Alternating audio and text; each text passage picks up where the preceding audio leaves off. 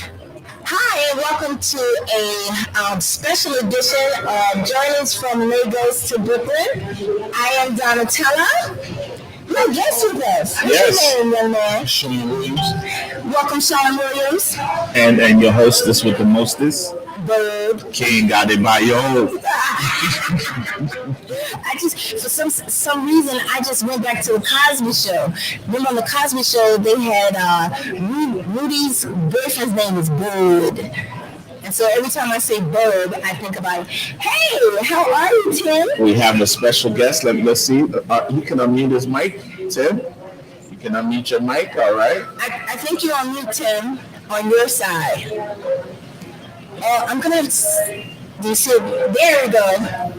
There we go. There we go. What's up, big brother Tim? Tim is coming to us live from Italy today. We need to change our other. Sorry, I can't hear you too well. Can you hear us now? Yeah, it's just a little All right, I'm just working on the feed real quick, Tim. Okay, give us. We're still working with our camera. Yeah, there we In go. the meantime, Tim, we're gonna make you jealous. MJ is delivering cocktails to us because we're filming live in Amarachi. So here's a virtual toast to you, my friend. Salud. don't make me go doesn't get the rain. That's it. Please. Yeah, we'll do that. All of your drinks are good, MJ.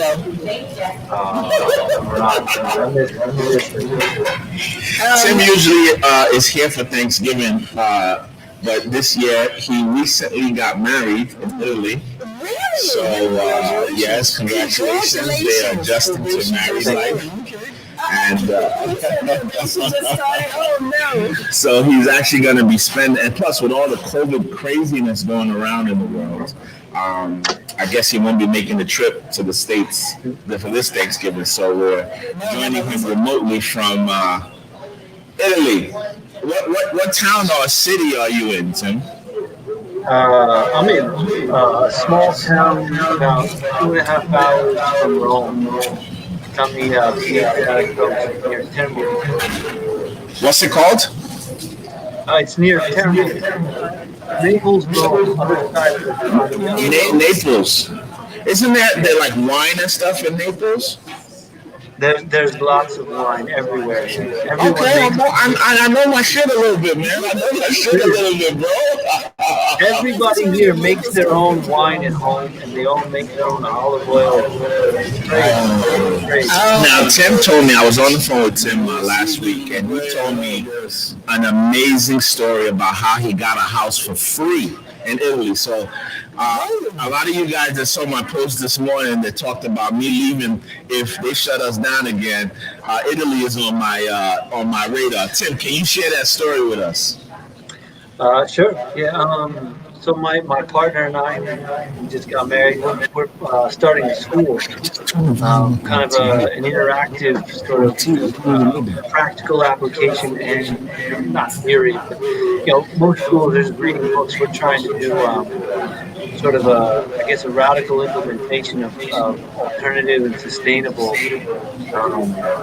schooling. So when a student finishes the school, they'll come out having actually spent time doing practical work. They'll have done, perhaps they will have even grown some of their own food. They might have worked in the kitchen. They will have maybe renovated their own dorm room or something like that, kind of mixing theory and practice. And so we brought that to the people here in this area, and they got excited about it. And so one family in town said we were trying to find owners for a house, buyers. They never found buyers, so we just gave them the house. They just gave you a house. What's that? No, I'm repeating what you said. Someone just gave you a house. That's beautiful. That's an awesome wedding gift that I feel like you should share with your friends here in America so that we can come visit. But now, everybody can come visit. Bring it. We got the house is huge. It's got 10 rooms. We don't know what to do with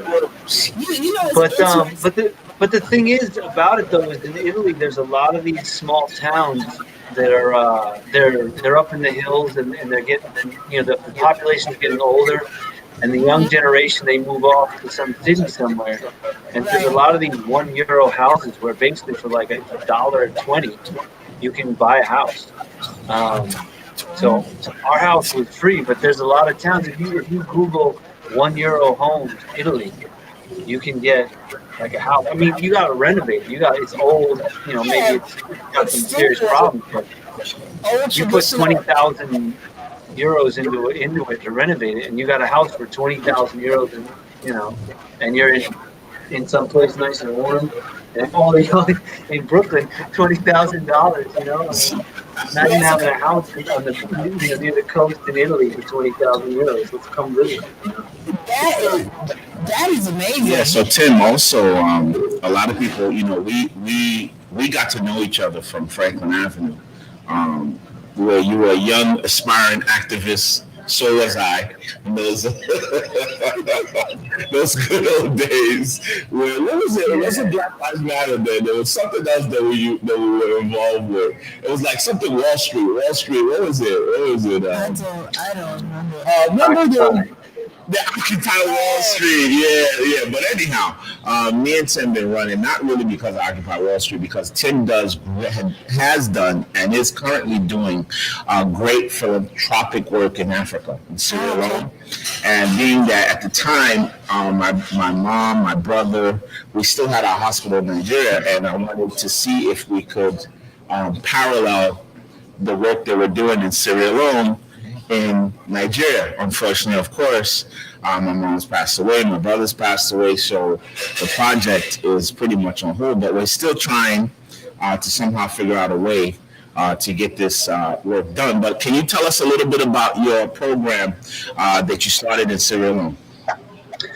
Well, I suppose it's not too dissimilar from the school idea that we're working on here, but in 2010, I went to Sierra Leone. I had some ties there, some reasons to be there. And while I was there, I started with another guy there. We started a community-based organization um, called IBIA, AIBIA. And it's the principle behind it is, while I was there, I didn't want to do what, these normal guys that look like me that go to Africa to, which is like, oh, you need this, you need that. This is how you're going to be better. This is how you're going to be like whatever. And so I just walked around and talked to as many people like throughout the country. I basically went backpacking through the country, and everybody said we need jobs and we need education.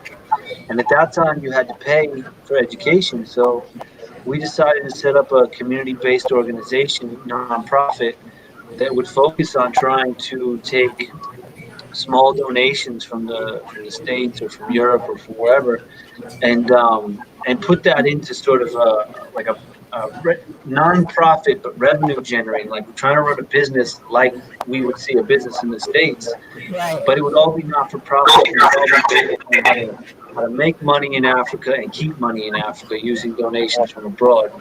And it was really kind of a shock to a lot of the people there because they were used to the people coming, especially coming from abroad, where it was like trying to take money, trying to make money, trying to take the iron ore out of Sierra Leone, trying to take resources. And we all know this story. How many times has the continent been raped by whoever, whatever, trying to make money off of anybody?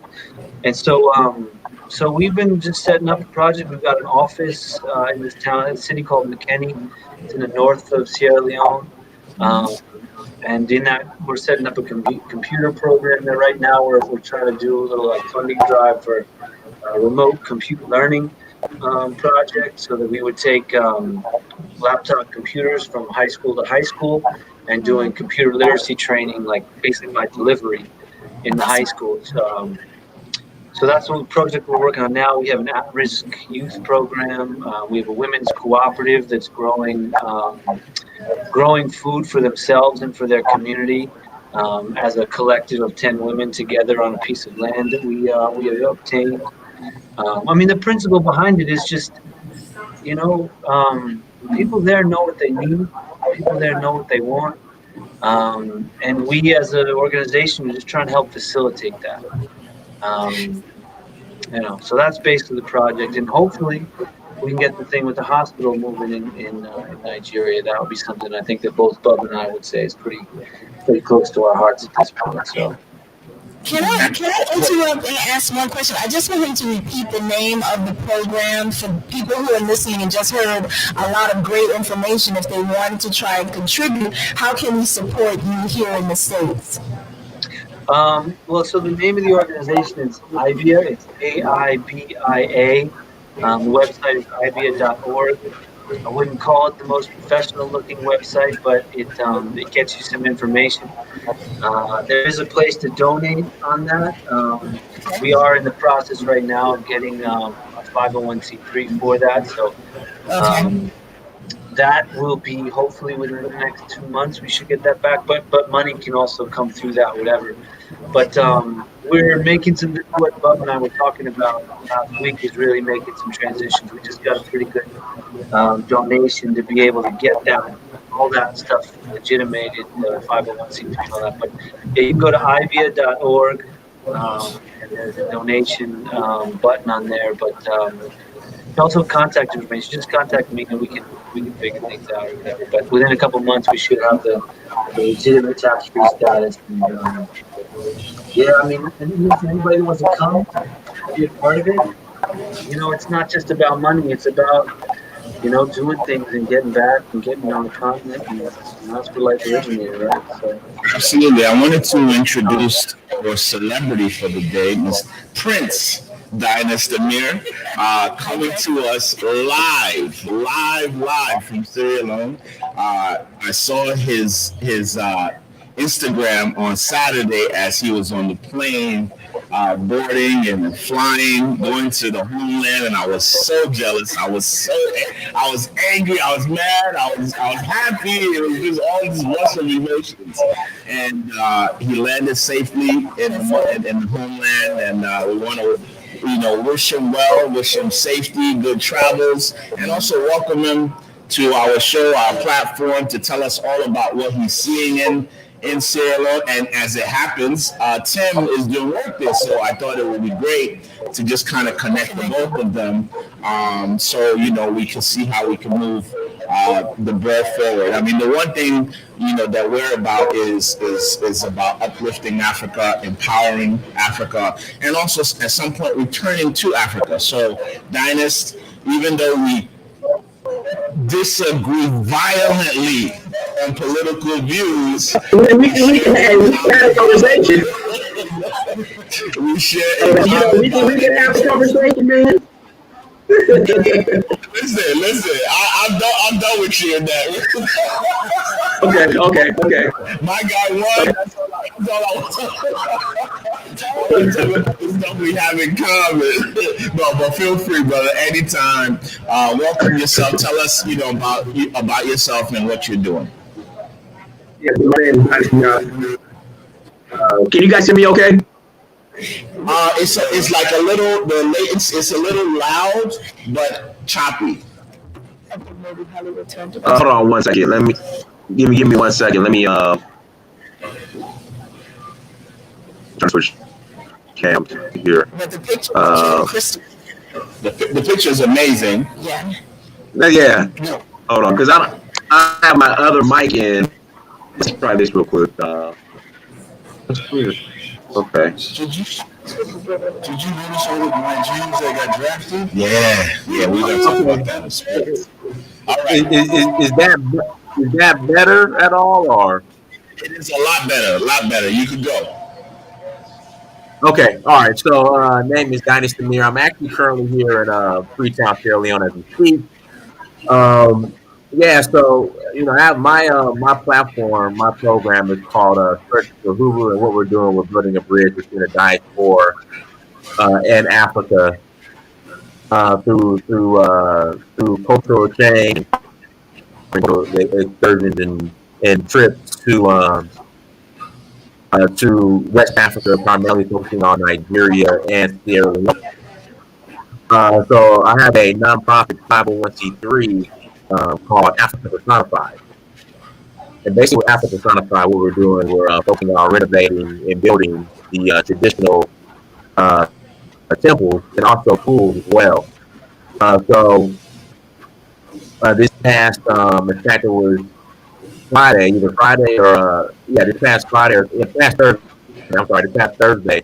One of the schools that we're sponsoring in both Sierra Leone, the Trinity Grammar School, we were able to actually give scholarships to over a dozen students through the foundation.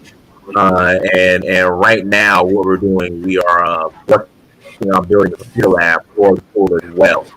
So that's the next big project here in both Sierra Leone, and then we're going to do the same thing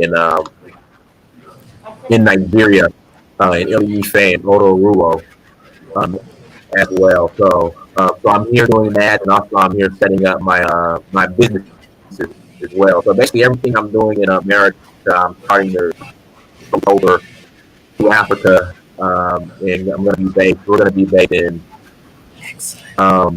Sierra Leone, and we're going to be based in Nigeria as well. Those are going to be like headquarters for us as far as real estate, media, our tour business, which is more like a cultural exchange business, profit foundation. We're already established in Nigeria, so we're getting that set up here in Sierra Leone as well. So that's what we're currently doing. So it was a big day on Thursday. I wasn't even expecting the welcome that they gave me. But when you make a huge impact on lives, especially just in general, we make a huge impact on lives. They're definitely thankful and will roll out the red carpet for you. So I mean, I had a great experience here in both Sierra Leone on Thursday, this past Thursday at the school when we showed up and got to meet all the students. And like I said, we were able to sponsor over a dozen of the students at the school in both Sierra Leone. So that was amazing. That's fantastic. I hope you have some footage of that you're going to show on the site. Yeah, it's already up. I already put it on Facebook. It's up on YouTube. Yeah, so the video's already up. So the cool thing about how I met Dynast, I subscribed to his channel, and I was watching his videos, like all of them. And I said, you know what, man? I need to know this guy. Like, this guy is amazing. This is an African-American brother that was born here that adopted Africa. He fully embraced what we're trying. Our mission in this country has been to bring Africa to the common person, the common black man in America that doesn't understand or have a relationship with an African. To many of my friends, I'm the only African friend. So, for a brother now to adopt, this thing that I've been for 30, 40 years of my life trying to put out there, it just seemed like this is just a connection I had to make. So I sought him. I sought him out on the internet, and we were able to meet, talk, and to find out a lot of the work he's doing parallels what my brother was doing before he passed away. So I definitely look forward to working with him and trying to revive some of these projects, just like, the foundation with the children. We had stuff working with the kids in Nigeria, giving scholarships, donations, computers. I as this thing has me here, I'm not as mobile as I would like to be. So it's good to have people like Tim, people like Dynast that are doing things globally that we can work through to kind of achieve a common goal. And he has his travel business. I've been always talking about, I've always traveled with friends to Africa, but I've always wanted to have a travel business as well. And, until I set mine up, boom, we'll be happy to send people to Dynast, his program for people that want to get to visit the continent. And he's not just Nigerian focused. While I am, he also travels throughout the continent. So he has a better grasp of travel on the continent than even I do. So he's a great person to follow. You can catch him on YouTube, Instagram, and of course, Facebook. Donatello, you got any questions for these brothers? Well, I think the key things that I wanted to ask, first of all, I'm excited. And Prince is not new to our platform. Didn't we speak to him maybe sometime during the pandemic? You haven't met Prince. I thought we spoke to him before, no? No, I don't okay. think so. So then, I guess you just have that spirit that I feel like I've come in contact before. You probably see them on my TVs, being that I run these shows YouTube, on yeah, we in have a lot of restaurants. YouTube So you probably channels seen that them, so it looks familiar. Maybe that's it. Well, one of the things that I wanted to say, just like with the first program that we were talking about in Italy, Prince, did you give us a way for people to contact you to support your movement as well, besides possibly, being a patron to your travel agency? How can people join the movements that you are trying to accomplish while you're in Sierra Leone? Yeah, they just go to Dynast. They just go to DynastAmir.com. Let me put that up in the banner. Yeah, I think we're gonna add both, and we'll go back and also add the website for Tim's platform. Yeah, if you guys could, if you don't mind, if you could in the Messenger app, just text me how you want me to put it up, so I can put it up on the screen so it shows properly. The name of both foundations, so you can have that running. So the same way that they received the link for the show. The same way, yeah. If you could just message back the name of the program or your website, however you want to be contacted. Dynast also is an author. He has children's books. So for those families out there that want to provide content that is not. You know how America is. It's vile, it's disgusting. That's uplifting. That's good. That's necessary. You can also support him. Go on his. I think you have a Patreon site too. Yeah, Patreon.com. Search for Patreon.com. Search for Hoover. Yeah. So nice to meet you, Prince. Nice to meet you, Tim. I'm Sean Williams. I'm Bubby's brother-in-law. My background, Trinity, American, all that good stuff. But I live in Baltimore, and I have a lot of African friends in Baltimore. Nigerian, South African, you name it, I know them. So I got a little following. When I was basically adopted into the family because of the type of person I am. But they travel back and forth to Africa, and they let me know when they're going and coming. So I'm gonna write down the stuff. So when I go back today, I can get in touch with them, and they can help out whichever way, or look into you and see how they can help. Coming from the Baltimore side of things, more than New York, because I don't live in New York anymore. That's what we try to connect. We try to really connect all Black people from everywhere. Being an African, Donatella being an American, Sean being a Caribbean.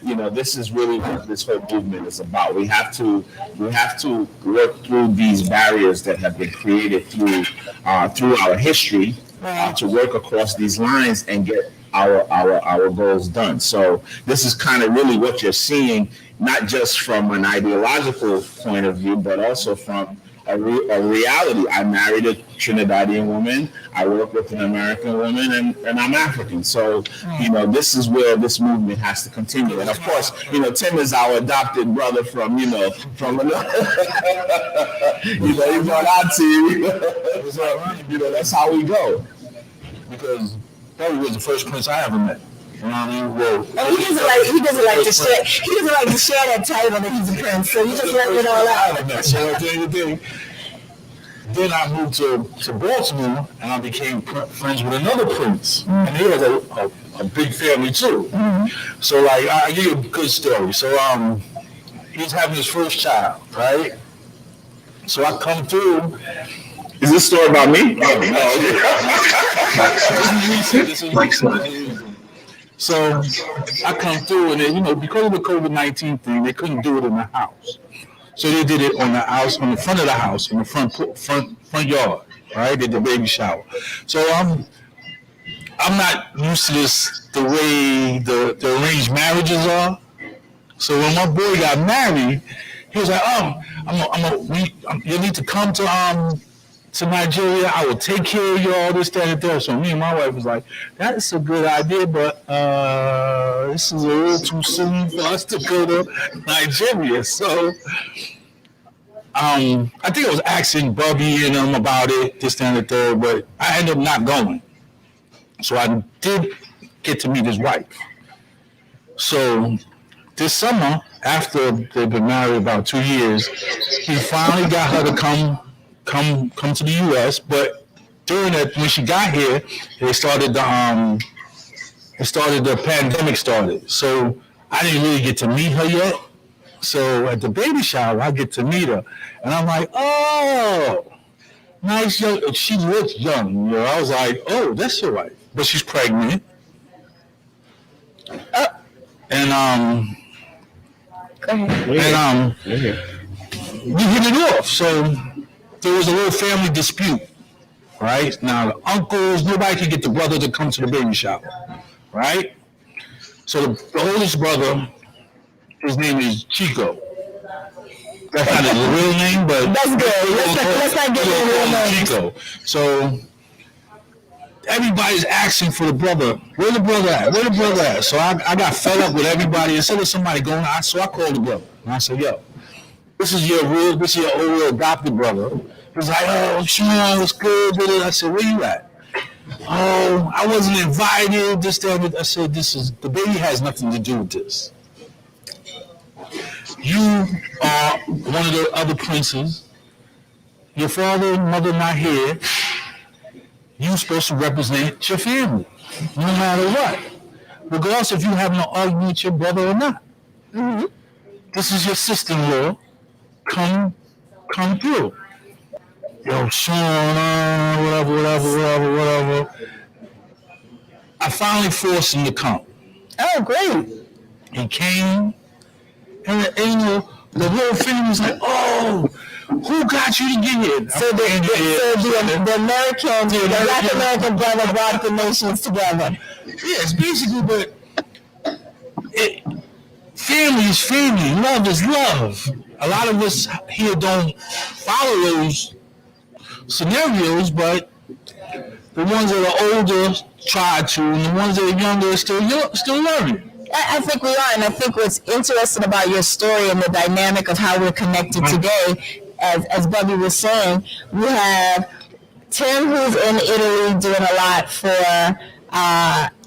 the African diaspora as well. We have Prince doing his contribution. You have me, a Black American, and I went to Nigeria, to Africa for the first time last November. This time last year, I was actually in Nigeria. Mm-hmm. And so I'm going to say to you, if you and your wife get an opportunity to go, you have to go. I think growing up in America, I, as a child, never saw the parts of Africa that I encountered. I never saw people who look like me, who are, wealthy and healthy and own land and Black businesses. I think I only recall seeing, like the ads for the starving children and things of that nature, which I think Prince, I'm not familiar with his platform, but I'm sure that's what he's exposing people to. Visions and scenarios that they never imagined. One of my concerns, I actually have a client who wants me to go to Abuja next week, and I am a bit terrified because of coronavirus. I think the tri-state area here has now reached 1 million cases. In the United States altogether, we have, well over 12 million. Last week it was 10 million. And so I'd like to ask both Tim and Prince if they are comfortable. You travel to these locations. How is COVID in the areas where you are? Especially since, Tim, you've given an open invitation. People should come, besides donating money. And for me, Italy is one of those destinations that I want to go to. But surviving during the pandemic, I'm looking to do things that are more spiritual, and I want to give, of my personal self. So how can you advise people who are watching, what is COVID like in both of the areas where you are? And since Tim came on first, I'm going to put you in the hot seat. Tim, if you could answer first, please. Sure. I actually wanted to hear Dynast about Sierra Leone, how his trip was, because he just recently flew, and I really wanted to hear about that. But I've seen statistics about flying. That flying theoretically has been pretty safe in terms of transmission. That it hasn't really caused a lot of problems, but that's not. I can't confirm that or cite that source specifically. But for me, I've been, I'm an anthropologist by trade, and I was teaching in Germany for quite some time. And my wife and I just drove from Germany to Italy because we wanted to spend the time here in Italy. I think that things are better the way now, in the sense of the way the lockdowns and the sort of smart stuff doesn't seem to be quite as let's just say I think people are taking it a little more seriously. When they were in Germany, I wouldn't have said that. I think the place that I was in, Leipzig, which is just outside of Berlin, one of the reasons we left is because we didn't necessarily feel like people were taking it very seriously. Italy right now, I think they are, but if you wanted to fly into, say, Naples or Rome, both of those places are on like the highest level of red alert because they've had quite a few cases there. So, I mean, the reason we came, like, let's say we split time between Germany and Italy, we're trying to set up this school in Italy and come here permanently. But I think that we came here to get away because it's kind of a small hill town where there isn't a lot of people. And there's not a lot of travel in and out, but I also have some health issues, so I'm trying to stay safe.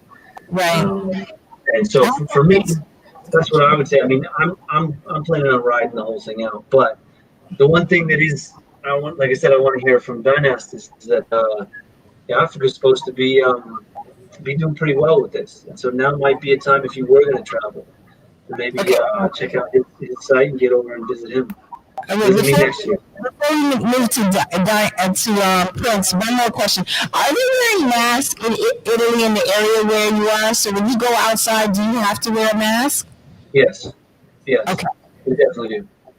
Okay. Thank you so much. Prince? Let me ask you a question real quick. Sorry, I didn't want to cut you off, but let me ask you a question. I know in the beginning of the pandemic, Italy was one of the hot spots in the beginning. Before it really got crazy in the U.S., but now U.S. is number one, right? U.S. is number one. So most of the countries, like say Trinidad, for instance, right? Trinidad is not letting any U.S. citizens into Trinidad at all. It's a dead issue. If you're not from the country, you can't get in. So this pandemic is to me, this pandemic has been it's medical, but it's been very political too. Just to respond quickly, it's my understanding that the European Union is not letting Americans in other than on essential business or something like that. And I would say that one of the reasons why I have not come back to the States since the pandemic is because, frankly, watching the way it's been handled in the U.S. is really ugly. I think the way that things have been handled here, universal mask mandates, lockdown, smart contact tracing. I've been in and around, traveling around. I was in Portugal for most of it, then Germany. I have a house in the Czech Republic that I spent some time. So I've been all over, kind of driving through Europe. And when I look at the stuff in the States, it's just it's scary. Honestly, the way it's being handled, I think it's been handled taken a lot more seriously in Europe. And I feel safer. I feel safer in Europe than I would have in the States, and that's why I didn't go back during this. Okay, thank you. Prince, could you be so kind as to tell us what was your experience in traveling over into Sierra Leone, and how do you feel in terms of safety with the coronavirus since you've landed? I would say it's definitely safer over here than it is over in America. But travel, you just have to have proof that you, I guess, you have to have proof that you don't have coronavirus. You have to take a test no more than 72 hours before arrival to Sierra Leone. So I had to go take a coronavirus test because I do everything last minute. Scramble and take one. And you have to have proof, and basically you have to upload your results. There's a website that you go to that Sierra Leone has that you upload your results, and then you pay $80 because you have to take another coronavirus test upon arrival.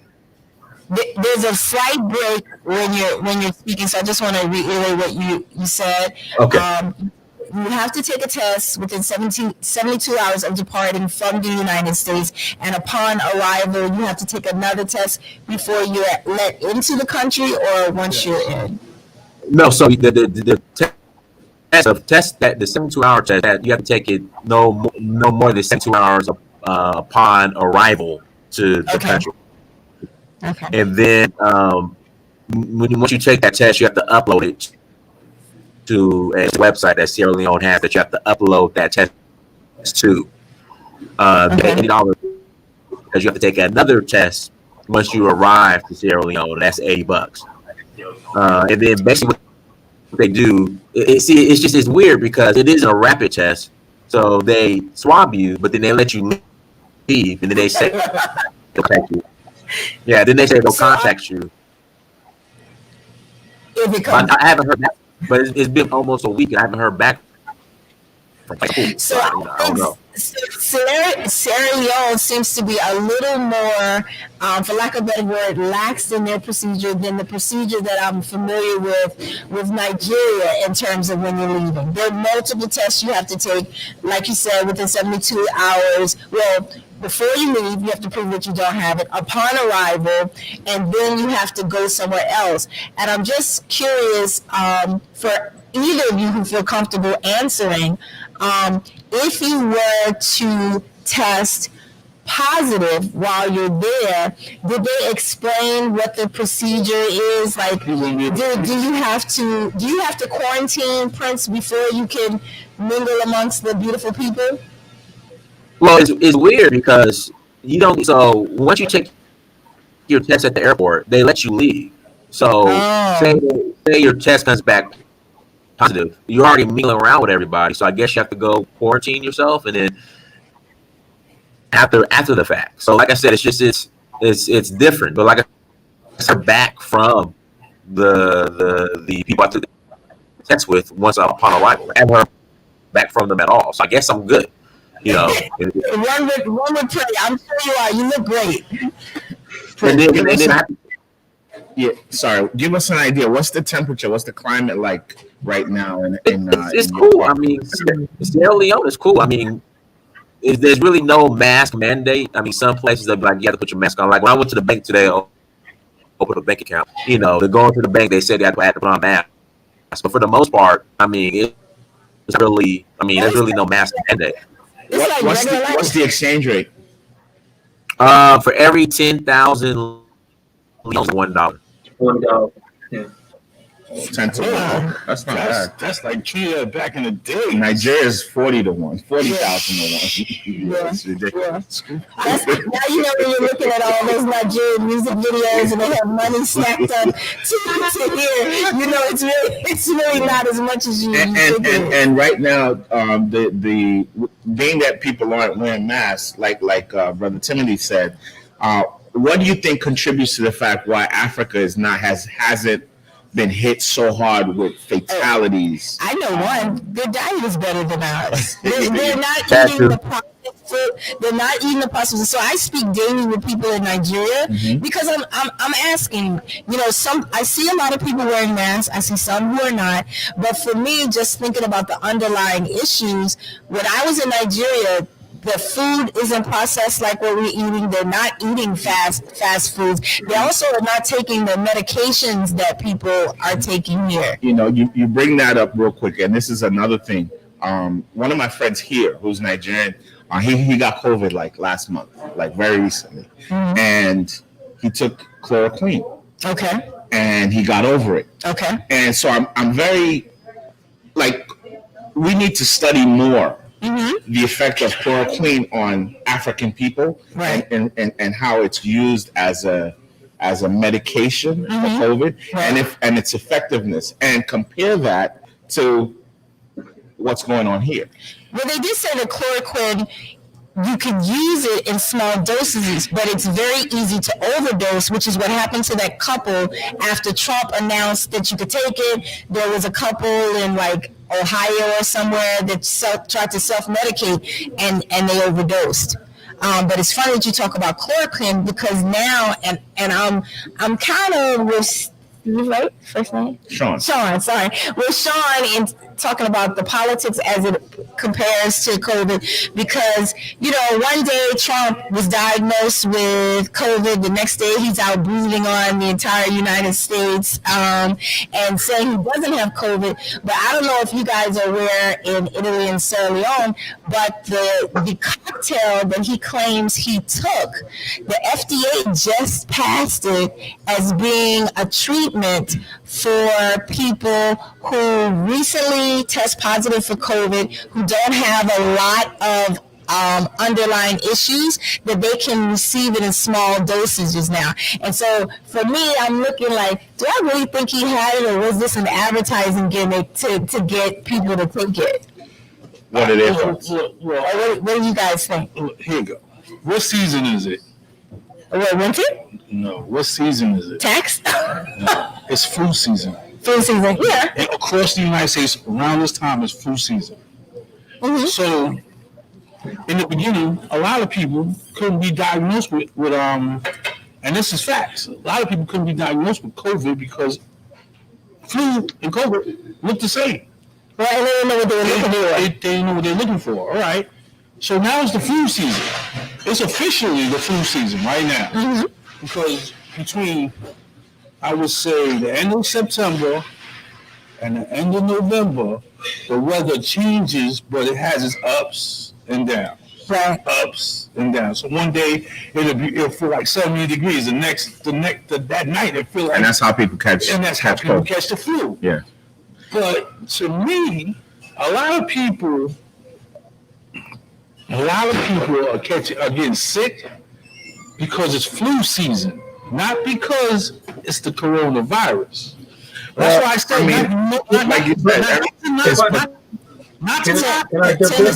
Timmy's trying to jump in. Go ahead, brother. Not to knock the cases or anything. I'm not saying that it's not totally the COVID. I'm not saying that. Because there's a lot of I live in Maryland, and there's a lot of dumb people in Maryland. Oh, hey, I'm from Columbia. Hey, don't get us blocked on race too. Listen here, it is what it is. We're having a conversation.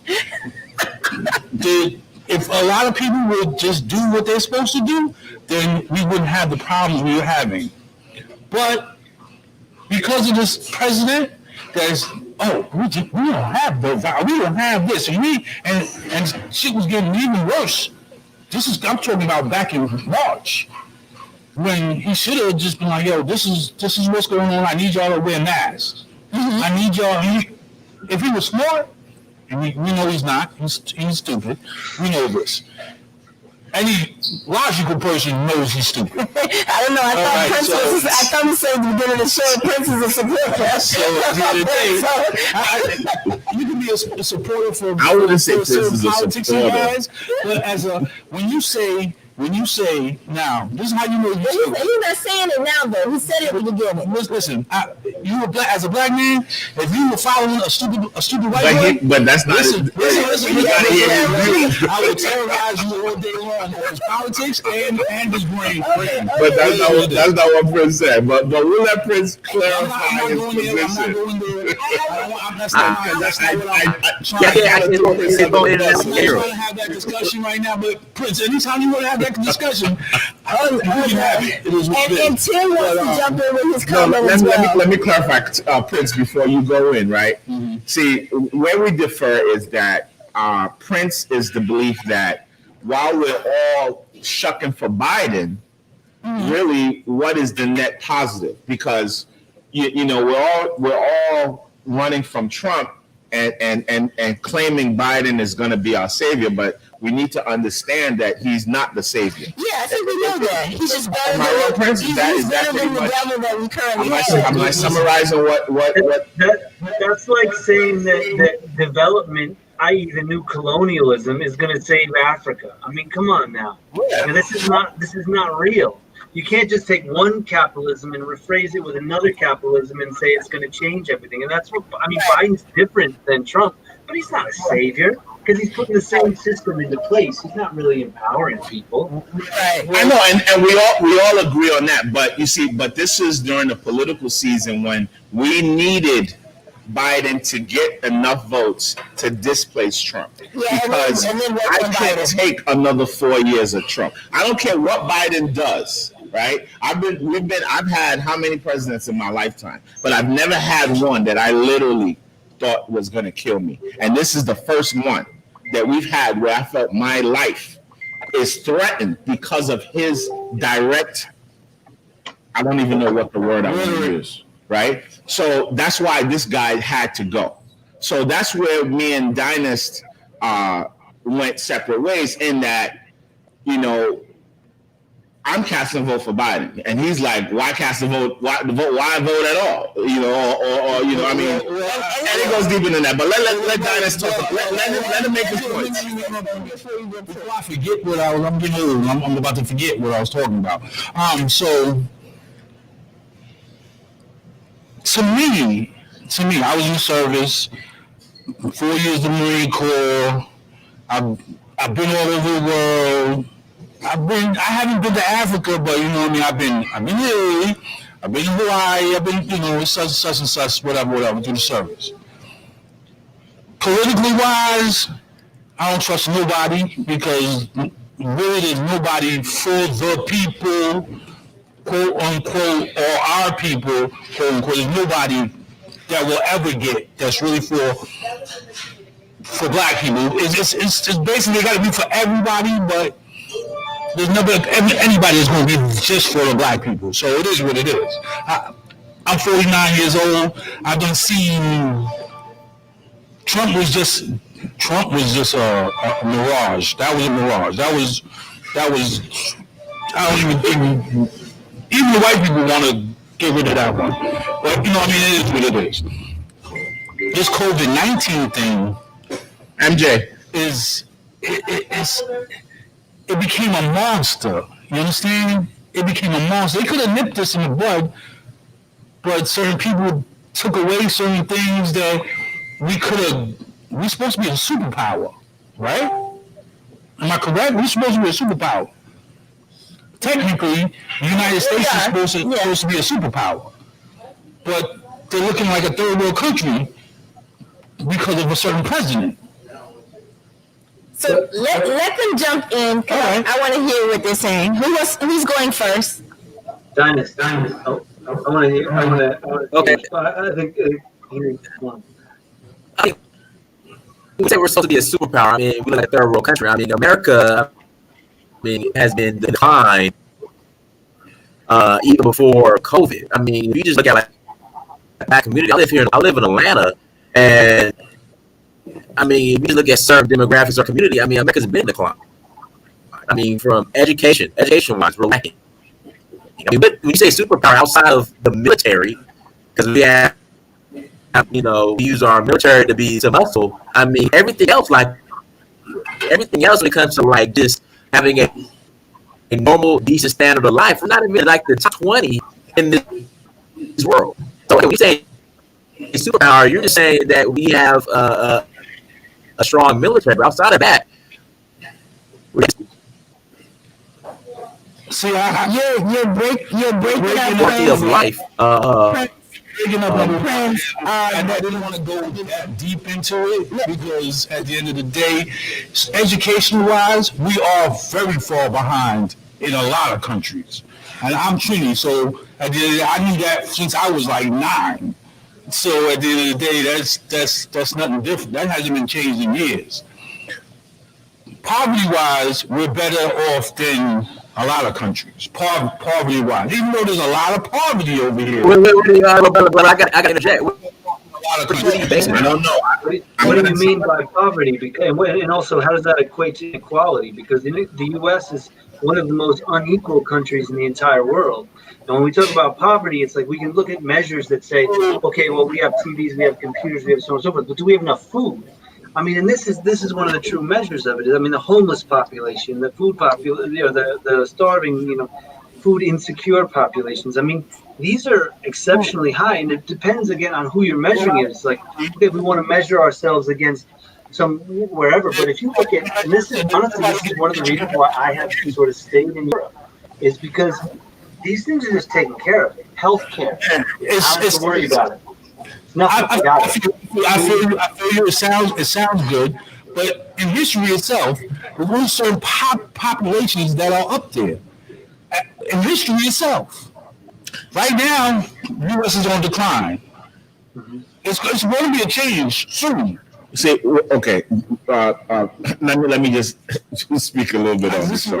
So when you, like we're talking about poverty, right? So in a rural African country, right, where the farmer has his farm, they live on the farm, they have what they need to sustain themselves. Okay. So are they poor? No. You know, but you're like today, you look on the news, or even to myself driving through Queens, you see cars 4 blocks long waiting on a food bank line, Right. because people are jobless, Right. unemployment's running out, Right. can't get a new job, Public assistance. They're starving. That happens every 4 years. So no. It's way beyond what it's ever been. It's not beyond. No, it is way beyond. These things existed. You know what I'm saying? These things have always existed, right? But you see, white supremacy, right? America's greatest trick was that its propaganda is that it makes the world believe it's the greatest country ever. So it's going to show you what it wants to show you. Yes. It's going to broadcast this image of the world to the world that we are the best, we're the brightest. This administration completely undressed that and exposed us. So now no one even cares, right? No one cares. And you're seeing, because of these horrible policies, you're seeing it manifest in real poverty. And look at what's happening now. Congress, they're asking them, pass legislation. We need help. Republicans said, we're going home. So until they come back, but you see, it's only going to get worse. This is what's going to happen. All right, I'm So what I'm saying is, you're not going to find this kind of problem throughout the world. You know who went through this before this? Before we went through this? England went through this before we went through this. So at the end of the day, everything repeats itself. Everything repeats itself, one way or another. The U.S. is conceptually because of these white people and how they doing things and the stupidity they're doing it in, and we're getting shown. But we've already seen it. It's not like we haven't seen it. Sean, we ain't never seen nothing like this. No, we've seen it every year. Sean, I'm driving through Queens on Saturday, right? The whole family, we've been out there for 2-3 hours. We Google restaurants to eat. 90% of the places that came up on Google are closed. They're gone out of business. Okay. That's not good. That wasn't the case last year. Those places were thriving last year. That's done now. And what do you think those people are doing? These are small business owners. It's not like they went back into the workforce. I got you. I understand that.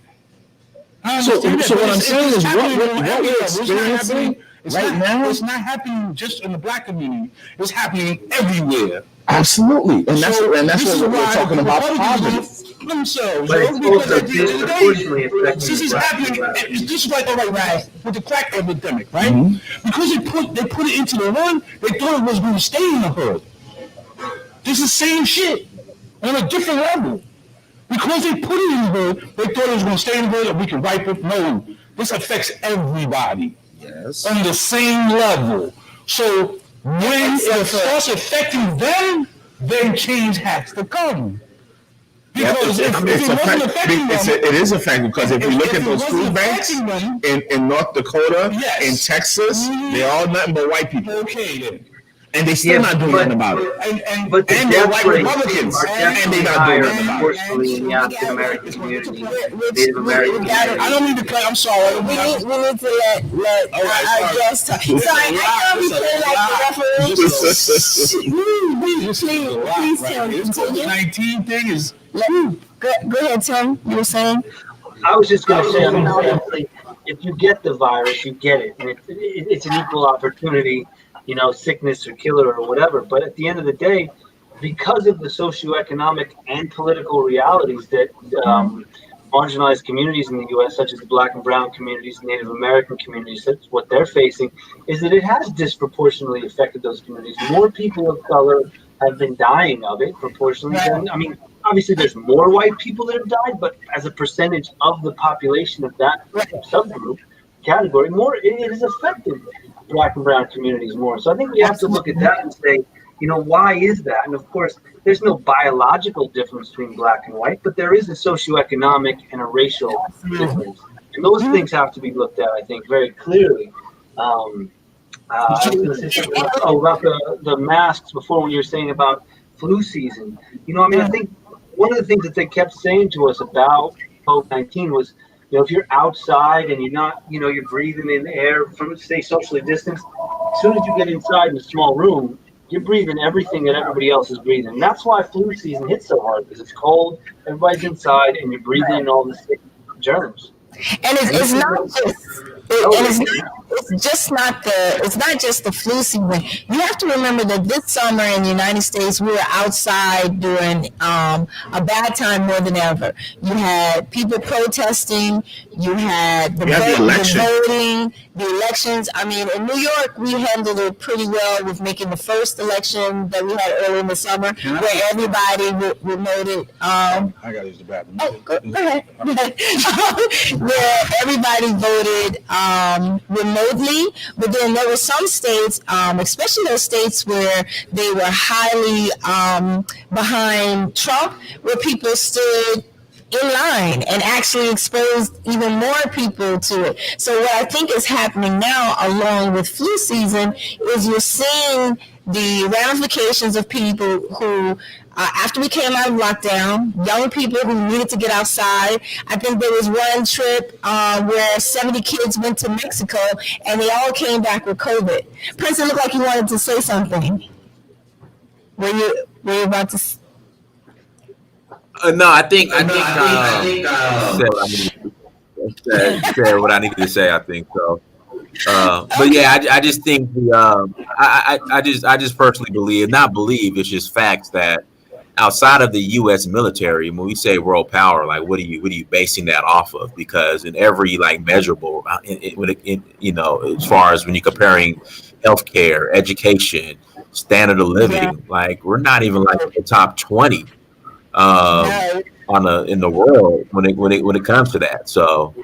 Maybe not even in the top 30, even infrastructure, so. And I think it's important to make that point because, like I said, we need to divest from this European capitalistic system, this way of life, this way of doing things. And I think when you speak that kind of truth, it allows people to understand that you pivoting away from it will probably offer you a better life than staying within it, because basically, like you said, these measurables show that this system that they're propping up as so great is really not that great and is not that good. And if our African leaders understood that and try to devise a system, for their own country based on their own individual thinking, maybe we might be better off instead of trying to follow these American policies and democracy that really just doesn't work. Because America is socialist but hates socialism.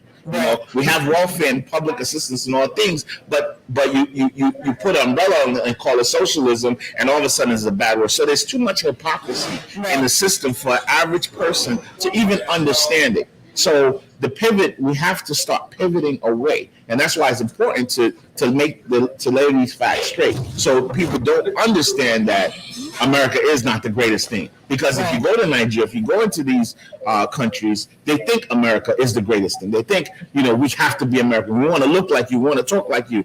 No, it's not the way. What you all have that's being buried, that's being marginalized, is actually a better system. From religion to science to community to culture to heritage, is all rich in Nigeria, in Africa. Let's go back to that. So I want to get away from our COVID-19 session because I feel like we have two brilliant guys on with us, and I want to make sure that we touch on some other things. And I don't know exactly what else you want to. Yeah, what we're topic at you the want to hour jump to. point. If there's anything else they want to share with the show, Yeah. otherwise we'll let them go. You know, they spent an hour with us. Tim looks like he's ready to interject. I know we gotta let you guys go. Go ahead, Tim. I just want to jump on what Bob was saying, because at the end of the day, listen, but when you say we need to get away from this Euro-American capitalist sort of concept completely, that is the emphasis of it. But when you say that African leaders need to come up with they don't need to come up with anything. They need to look at the history. You can look at the San Bushmen. You can look at the Khoisan. There's plenty of groups in Africa that already solved this problem long before colonization ever had. You look at some of these anthropological records where these communities were talking about they're using consensus-based decision-making of tribal elders. They were doing things in terms of the economics that took care of everybody, gifting and sharing economies, where they weren't based on this sole high, private property where excluding someone from this is my property, that's yours. We share things. We take care of each other. If they look back at that history, then they can consume. They can go back to the way a lot of. I mean, obviously not the whole continent was like that. There were certainly hierarchies, and there were certainly, warlords and so on and so forth back in the day. But there is a history in Africa that already has solutions to this problem. I think that would be a key thing to take a look at, right?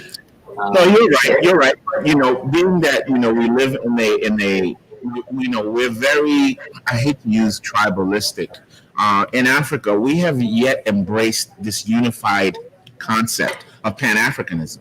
And a Yoruba man is not really going to go study Igbo history. And an Igbo man doesn't want to understand Yoruba history. So that's why I said we have to figure something out, because right now, looking at what's on the ground, the way we're operating, it's going to be hard for us to come to that truth and come to that kind of cohesive thinking that we need.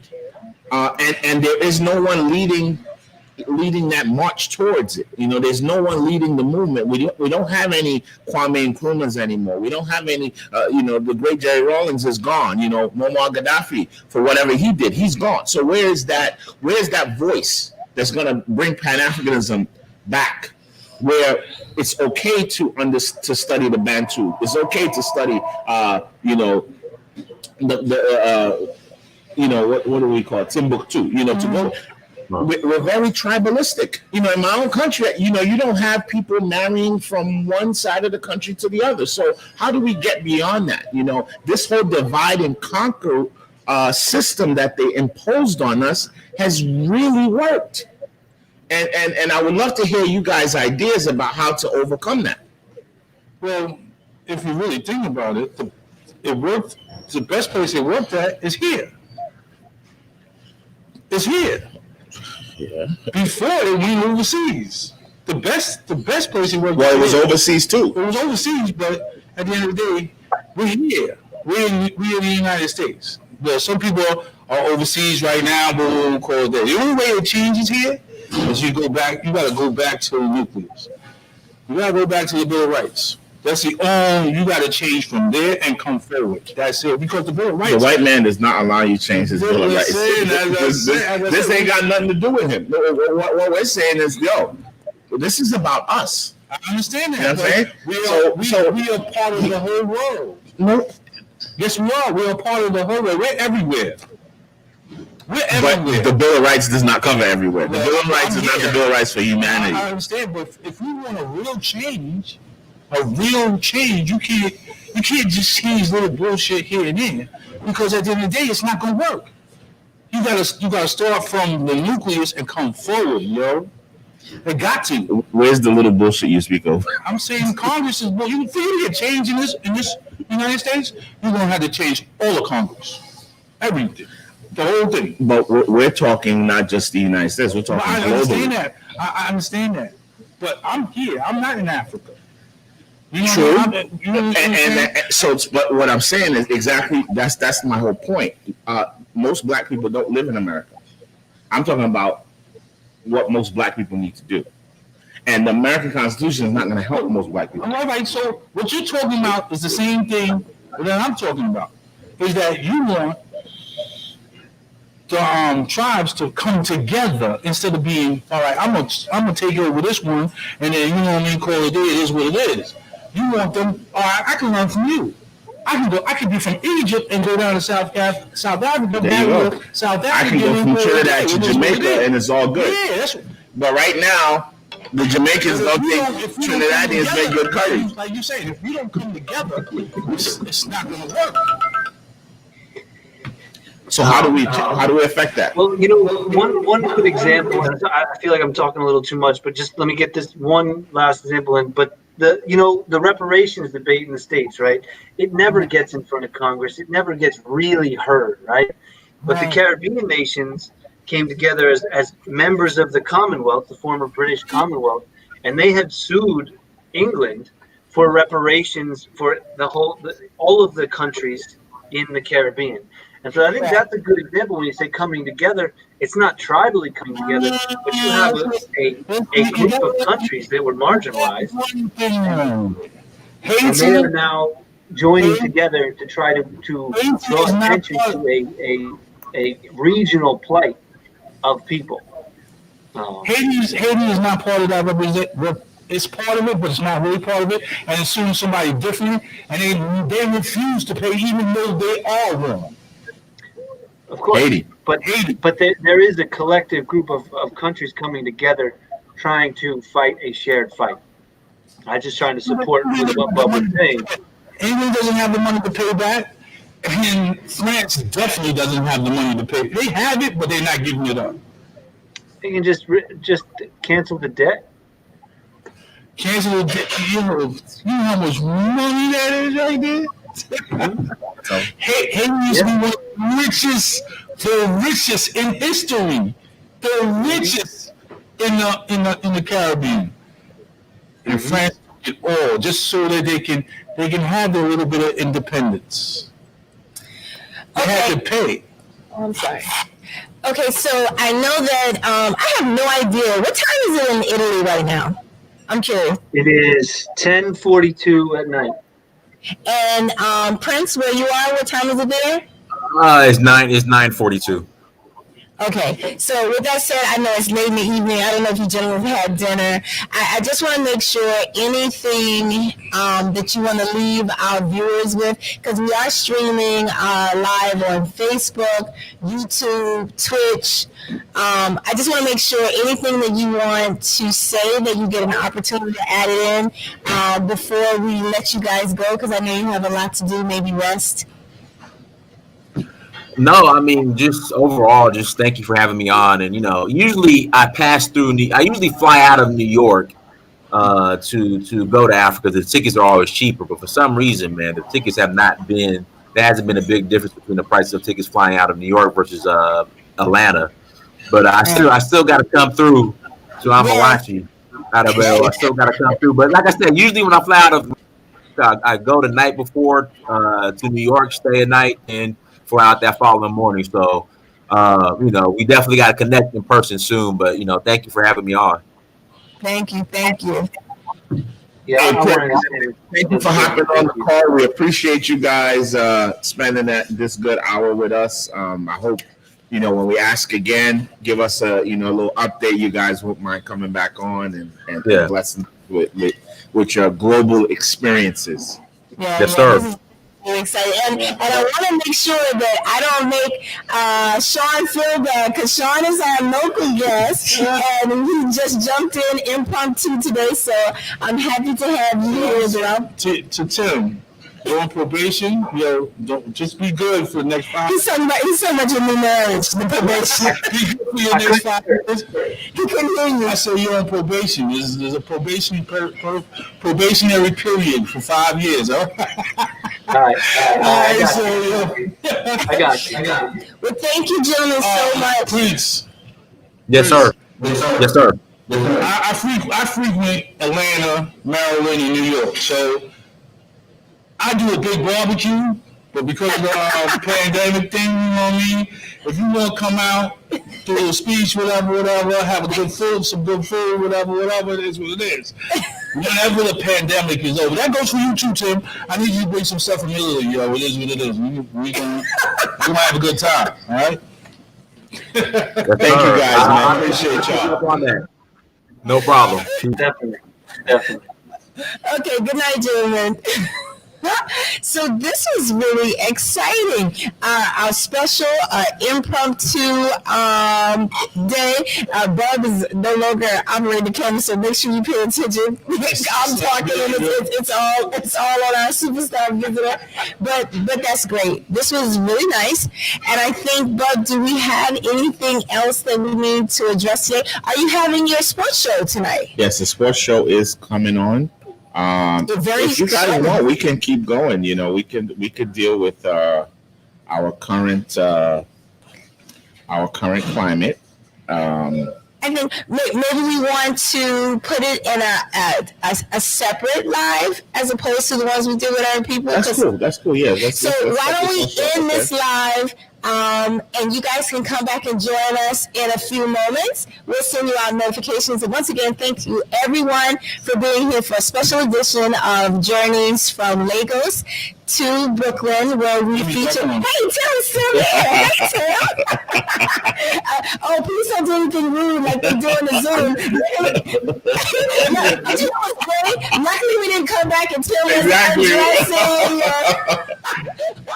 That would have been good for our viewers. We would have gone viral. My contact information on my website. I'm like, get this right. So people go there, they can contact us. Oh yes, and I'm definitely going to go, which is so interesting because Italy's on my bucket list. My parents several years ago took a trip with 10 other couples to celebrate their anniversary, and they did an 11-day tour of Italy, and it was awesome. They had a great time.